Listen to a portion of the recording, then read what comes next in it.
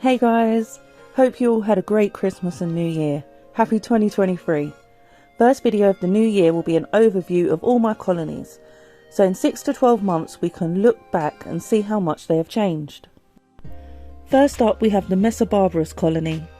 The last video on these was back in September with the roach giving birth incident. Back then they were in a large Saturn, so they have had an upgrade since then to the Saturn XL. These have definitely been slowly picking up the pace, getting more and more majors, but not as big as some majors can get. There's plenty of eggs and larvae etc, and they've got bits of ant bread scattered around. I took the first picture of the setup while it was on the shelf in the light, and they were all calm in the tubes, but obviously as soon as I move it they all panic and run around like lunatics. I'm still really enjoying keeping these ladies. I think it's the ease of them. Seeds and water and you can leave them to it. But I still offer them protein on occasion. Next up, my other Messor colony.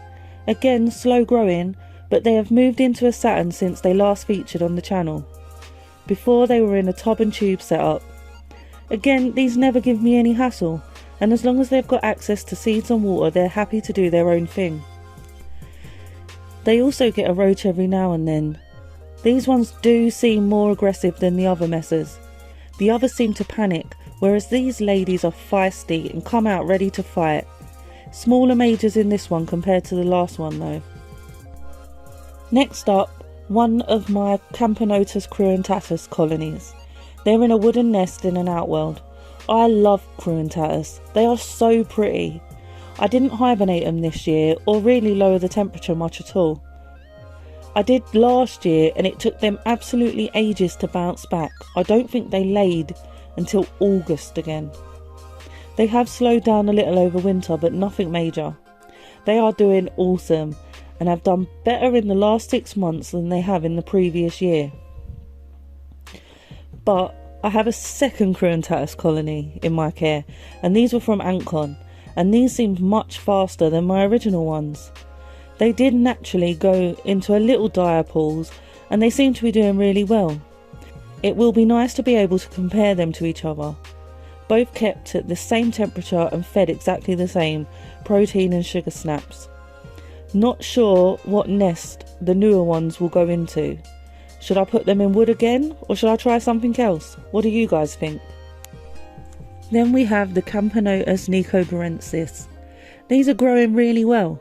There's just over 30 workers. They've not sped up yet, but I'm enjoying having Nicos again. Whether or not I'll feel the same in 12 months will be interesting. I feel like I'm 8 to 12 weeks away before they really pick up the pace significantly.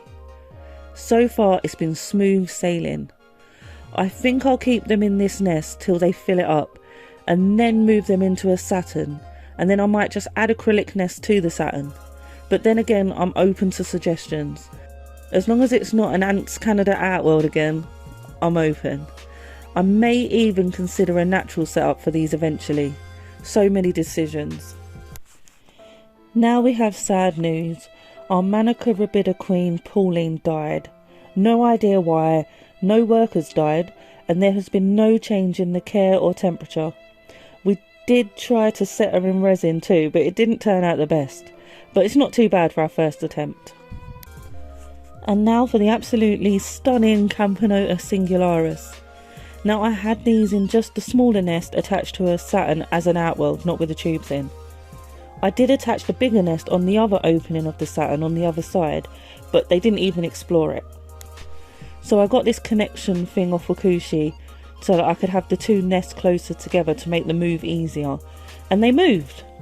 Well, half of them did.